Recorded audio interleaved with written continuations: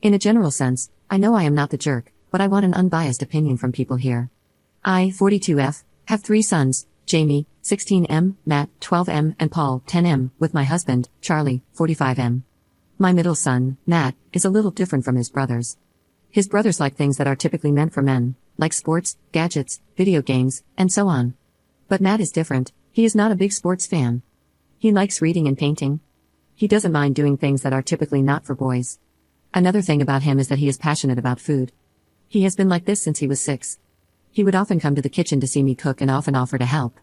I don't let him do heavy things like cutting or standing too close to the fire, but he would be a helping hand. I call him Ramsay Jr., after Gordon Ramsay. Honestly, I like this arrangement because while I am doing all the cooking, my other boys are in their rooms. My husband, on the other hand, is not impressed by Matt.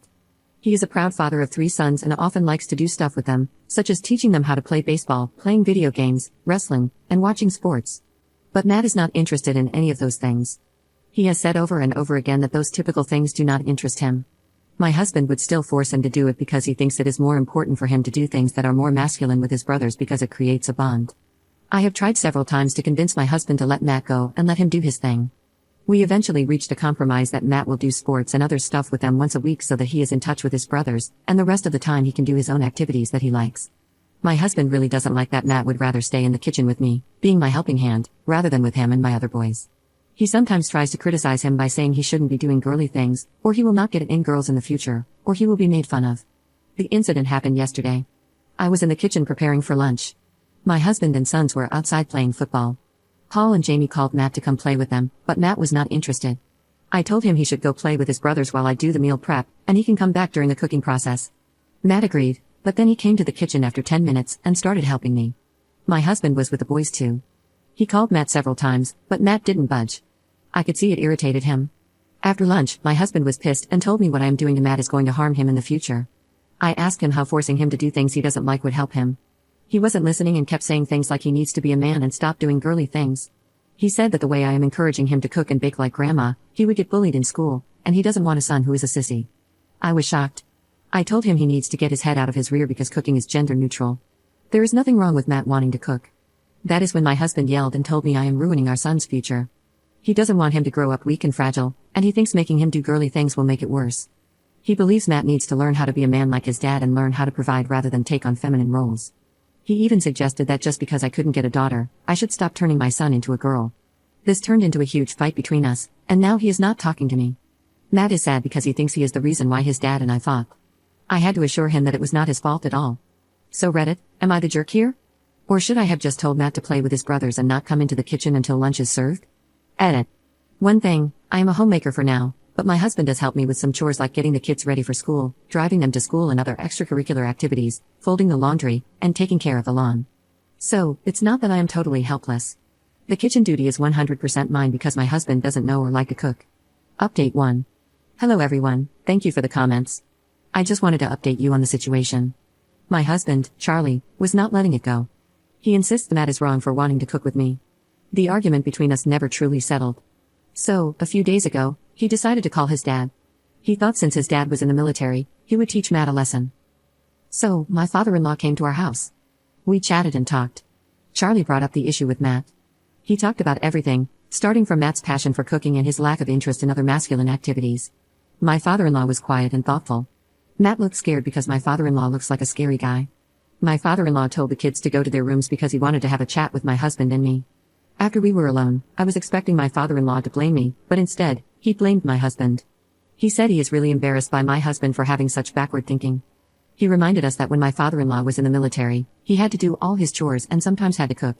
He unloaded on my husband, saying he is teaching the wrong lesson to Matt. He emphasized that cooking is a good skill and it will help in real life. Watching sports and playing video games will not teach him anything valuable. There is more, but I cannot write all of it. My husband looked really defeated. He tried to argue that Matt needs to do tough things, but my father-in-law shut that down by saying he has the nerve to say cooking is easy when he probably can't boil water. Honestly, it was funny to watch my husband being berated by his dad like a kid. My father-in-law then called the boys into the room and told us to give them privacy. While we were outside, I was looking at my boys through the slit of the door. Matt looked relaxed, but Jamie and Paul's heads were down. Long story short, my father-in-law told my boys to stop bothering Matt. He also instructed them to help me in the kitchen once a week to learn how to manage a home. He encouraged Matt not to be scared and to do whatever he likes. I'm glad Charlie brought him to our house even if his plans backfired. I thought that after my father-in-law left there would be peace and that my husband would be normal and understanding, but he was sulking and moping around. I continuously asked him what was wrong, but he didn't answer at first. After a lot of pushing and pestering, he finally did. He said that the reason he didn't want Matt to do feminine things is because he, my husband, was bullied for that when he was in school. I knew he had to deal with bullies, but he never told me why he was bullied. This was my first time hearing this story. He said that when he was about Matt's age, he would also be in the kitchen with his mom because he liked watching her cook. They lived in a joint family, so his uncles and aunts also lived in the house, like in Encanto. He would often get bullied by his cousins because he spent more time in the kitchen. He also admitted that he had an interest in knitting, but had to stop because he once heard his then crush say that it meant he was into men. So he was also bullied for knitting. I was angry at him, but now I just pity him. I had to explain to him that we do not live in the past and that a lot of things have changed. I told him he shouldn't have to give up what he likes because of the opinions of stupid people around him. We had a long conversation about the past and present and about him becoming comfortable with the situation as a whole. He told me that he will not pressure Matt anymore. He realized that in order to prevent his kid from being bullied, he had become his own kid's bully. Things are fine now. Today, all of the boys, including my husband, helped me in the kitchen. For the first time, I felt a little relieved by it. To those people who told me to leave my husband, why should I? He is a good guy. I know he holds some backward views, but he is nice and caring. I understand he has insecurities, but they are not worth having a divorce over. Things are fine now, and if they go bad again, I know what to do.